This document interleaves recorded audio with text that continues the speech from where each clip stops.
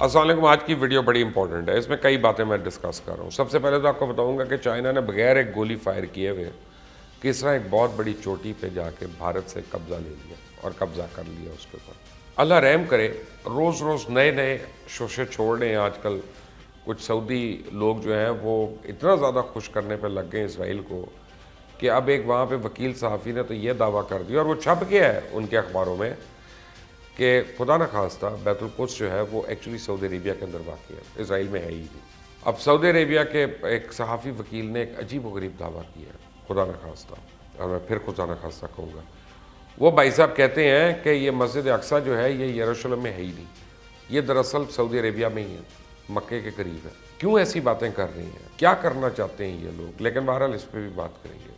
ایک اور خبر جو سامنے آ رہی ہے, اور یہ بڑی ایمنسٹی انٹرنیشنل والوں کی طرف سے آ رہی ہے, کہ سعودی عربیہ کے اندر خواتین کے ساتھ جیلوں میں بڑا سنگین قسم کا سلوک ہو رہا ہے, ان کو ہراساں کیا جا رہا ہے. اس کو بھی ٹچ کروں گا. پھر اوباما نے اپنی کتاب میں عجیب انکشاف کر دیا, جی باراک اوباما, کہ جب اسامہ بن لادن کی خبر دینے کے لیے انہوں نے پریزیڈنٹ آصف علی زرداری کو فون کیا, وہ بڑے خوش ہوئے. وہ کیوں ہوئے وہ بھی بتاؤں گا آپ کو. اور پھر سعودی عربیہ نے اب دھمکی دے ہی دی کہ ہم ایٹمی ہتھیار بنا رہے ہیں. ایسا انہوں نے کیوں کیا یہ بھی بتاؤں گا. لیکن سب کچھ سننے سے پہلے اس چینل کو پلیز سبسکرائب کریں, بیل آئیکن کو پریس کریں, تاکہ مزید اپڈیٹس آپ کو ملتی رہیں. اب جم کینڈرانگ انٹرنیشنل اسٹڈیز کے ایکسپرٹ ہیں, انہوں نے ایک عجیب و غریب دعویٰ کیا. وہ کہتے ہیں چائنا نے ایک ایسی چپ بنائی ہے, ایسی مائکرو ویو پلس کوئی چیز انہوں نے کریٹ کی ہے, کہ وہ جب آن کرتے ہیں اس کو تو بھارتی فوجی بیمار ہونا شروع ہو جاتے ہیں, اور بیمار ہو کے وہ پسپا ہو جاتے ہیں اور پیچھے ہٹنا شروع ہو جاتے ہیں, کیونکہ اوبیسلی جب سارے ہی بیمار ہو رہے ہیں تو پیچھے ہٹیں گے وہاں سے. اور اس میں بغیر ایک بھی گولی چلائے چائنیز آرمی نے انڈین آرمی سے ایک بہت امپورٹنٹ پورا پہاڑ جو ہے اور اس کی چوٹی وہ قبضے میں لے لی. اب یہ کینڈرانگ جو ہے, انہوں نے بیجنگ میں یونیورسٹی میں اپنے اسٹوڈنٹس کو بتایا کہ کیسے پی ایل اے نے ہمالیہ کی 2 پہاڑیاں چوٹیوں کو مائکرو ویو میں تبدیل کر دیا, جس سے دشمنوں کے فوجیوں کے ٹیشوز بہت بری طرح متاثر ہوئے, اور وہ شدید ان کو نوزیا شروع ہو گیا, وامٹنگ شروع ہو گئیں, اور الیکٹرو میگنیٹک ہتھیار 1 کلومیٹر کے فاصلے سے انسان کے جسم میں موجود پانی کے مولیکیولز کو کچن میں موجود اوون کی طرح گرم کرتا ہے. اس کے بعد انسان جسم میں بڑی شدید دردیں محسوس کرنا شروع ہو جاتا ہے. جم کا تو کہنا ہے کہ پی ایل اے نے یہ ہتھیار استعمال کرتے ہوئے ایک لائیو فائر کے بغیر, یعنی ایک گولی چلائے بغیر, 1 نہیں بلکہ 2 اہم چوٹیوں پہ قبضہ کر لیا. اور اس ہتھیار کرنے کو 15 منٹ بعد جن فوجیوں نے ان ہلز کے اوپر قبضہ کیا ہوا تھا وہ وامٹ کرنا شروع ہو گئے, ان کی طبیعت شدید خراب ہو گئی, اور وہ بیماری میں پیچھے ہٹنا شروع ہو گئے. بغیر کچھ کیے چائنا نے, بغیر ایک گولی فائر کیے, ان دونوں چوٹیوں پہ جا کے قبضہ کر لیا. وہ کھڑے ہونے کے قابل ہی نہیں رہے, بیٹھنے کے قابل نہیں رہے, ان کو پسپائی کرنی پڑی, اور پھر یہ ہوا. اب چائنیز فوجیوں نے یہ ہتھیار اس لیے استعمال کیا کہ اس پہاڑی کی اونچائی بہت زیادہ تھی, اور تبتن ماؤنٹین فورسز سے لڑنے کے لیے موزوں نہیں تھی. اور امریکہ نے بھی یہ سسٹم ڈیولپ کیا ہوا ہے, جسے ہجوم منتشر کرنے کے لیے یہ سسٹم بنایا تھا امریکہ نے, اور اس کو افغانستان میں بھی استعمال کیا ہے غالباً, اور یا افغانستان میں لگایا تھا پر استعمال نہیں کیا. لیکن وہ کہہ رہے ہیں کہ یہ صرف چائنیز نہیں ہے, یہ امریکنز بھی یہ ان کے پاس یہ موجود ہے ٹیکنالوجی. چائنا نے یہ ہتھیار 29 اگست کے بعد استعمال کیا, جب بھارت کی تبتن فورس نے ان چوٹیوں پہ قبضہ کر لیا تھا, اور چائنا کے مقامی کمانڈر پر اس کا بہت زیادہ پریشر تھا, اور سینٹرل ملٹری کمیشن بہت ناراض بھی تھا, اور انہوں نے کہا کہ بغیر گولی چلائے اس پہ دوبارہ قبضہ کیا جائے. اور کہا, how could you be so careless to let Indians take over the hilltops. جن کا تو کہنا ہے کہ ان ہتھیاروں کو استعمال کرنے کی ایک بڑی وجہ یہ بھی تھی کہ پہاڑ 5600 میٹر کی بلندی پہ تھا, اور چائنیز فوج اتنی اونچائی کے ماہر نہیں تھے کہ اس کو ٹیک اوور کرنے کے لیے. بھارتی فوج نے بہرحال اس خبر کی تردید کی ہے, وہ کہہ رہے ہیں جی ایسا کچھ بھی نہیں ہوا. لیکن اب کیا پتا کون سچ بول رہا ہے. بھارتی کی تو ذرا کم باتوں کا مجھے یقین آتا ہے ان کی وجہ سے.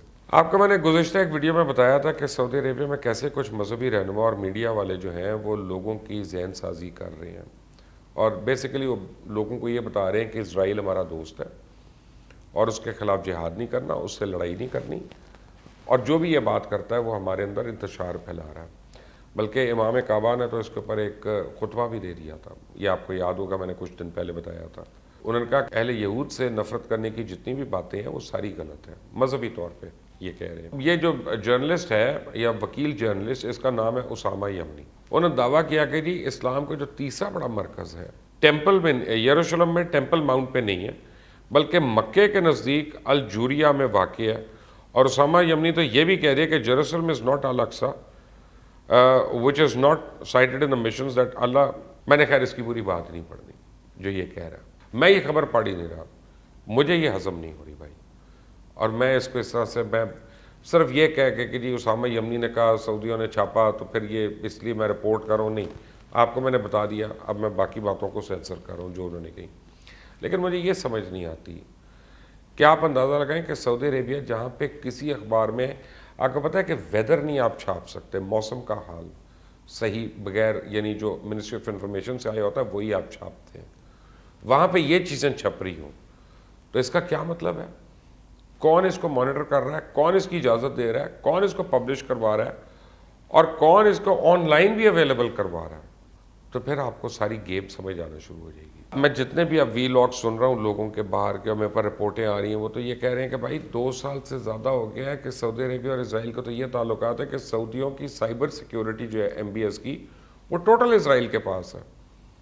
اور اگر ان کی کسی سے لڑائی ہوئے گی تو ان کی جتنی سائبر انٹیلیجنس ہے یا اسپائی وارفیئر ہے وہ ٹوٹل اسرائیلیوں نے ان کو فراہم کرنا ہے. انہی کے سر پہ وہ ایران سے پنگا لینے کا سوچ رہے اور ایران کو دھمکیاں بھی دے رہی ہیں. لیکن ڈیلی میل جو ہے ایک UK کا پبلیکیشن، اس نے سعودی عربیہ میں ہیومن رائٹس کی خلاف ورزیوں کی ایک بڑی طویل رپورٹ شائع کی ہے، بڑی خوفناک رپورٹ ہے. 40 صفحات پہ اس رپورٹ میں G20 کے اراکین کو مخاطب کرتے ہوئے کہا کہ G20 کے تمام ممالک کو اس پہ آواز اٹھانی چاہیے. اور اس رپورٹ میں یہ الزام لگایا گیا کہ 2018 میں 10 سے زیادہ خواتین جو تھیں ہیومن رائٹ ایکٹیوسٹ سعودی عربیہ میں، ان کو گرفتار کر لیا گیا اور ان پہ بری طرح کا تشدد بھی کیا گیا. بھائیوں اور والدین کو ایک دوسرے کے سامنے مارا گیا، جسم پہ سگریٹ لگائے گئے. اور اس رپورٹ میں تو یہاں تک کہا گیا کہ ان کو ہراساں کیا گیا جنسی طور پہ. میں باقی اب رپورٹ میں کیا بتاؤں، لیکن بہرحال اب یہ اگر تو یہ رپورٹ غلط ہے تو سعودی حکام کو چاہیے کہ UK میں اس کو سو کریں اور سبق سکھائیں ڈیلی میل کو کہ کس طرح اس طرح کی رپورٹ دے رہا ہے.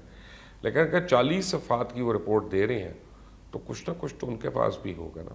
امریکہ کے سابق صدر باراک اوباما نے اپنی نئی کتاب میں دا پرومسڈ لینڈ میں لکھا ہے کہ پاکستان کے شہر ایبٹ آباد میں نیوی سیلز کے آپریشن میں القاعدہ کے سابق سربراہ اسامہ بن لادن کی شہادت کے بعد ان کا خیال تھا کہ سب سے مشکل فون کال پاکستانی صدر آصف علی زرداری کو ہوگی.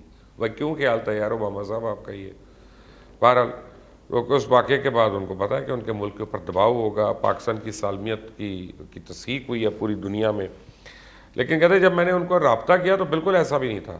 آصف زرداری کا کہنا تھا رد عمل جو مرضی ہو لوگوں کا، یہ خبر بڑی خوشی کی ہے. اور آصف زرداری اس فون کال پہ جذباتی تھے. انہوں نے اپنی اہلیہ بے نظیر بھٹو شہید کا ذکر کیا کہ ان کو بھی القاعدہ والوں نے شہید کیا تھا. تو آبویسلی وہ جذباتی تو ہو گئے اس بات پہ. لیکن باراک اوباما کا کہنا تھا کہ میں سمجھا تھا کہ وہ پریشان ہوں گے کہ پوری دنیا میں پاکستان کی جاگسائی ہوگی، پاکستان نے اتنے بڑے دہشت گرد کو پناہ دی ہوئی ہے، کہاں پہ رہ رہا ہے، شہر میں ہے. تو وہ الٹا آگے ہی واز ریلیوڈ. اللہ تعالیٰ ہمیں پتہ نہیں کیسے کیسے حکمران ادا کرتا رہتا ہے. جو امپورٹنٹ خبر آئی ہے کہ ایران نے دھمکی دے دی ہے. ڈونلڈ ٹرمپ کا ایک بیان آیا تھا نا کہ ایران کی ایٹامک تنصیبات جو ہیں ان کے اوپر ہمیں حملہ کر دینا چاہیے.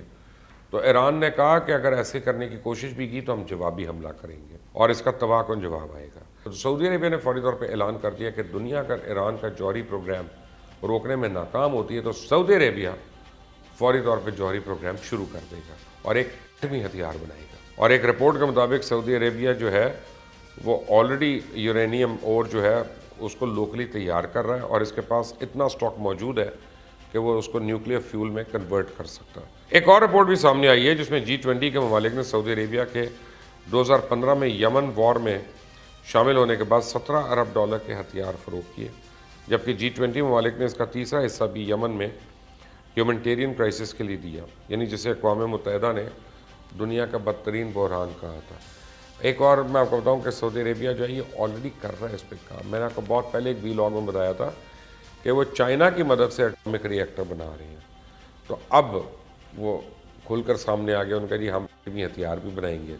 ایران کو اور ایران کے اوپر اگر سینکشنز واپس ہوتی ہیں تو ان کو اس کا انہوں نے بہانہ بنانا ہے. ہوتا ہے شب و روز تماشا میرے آگے.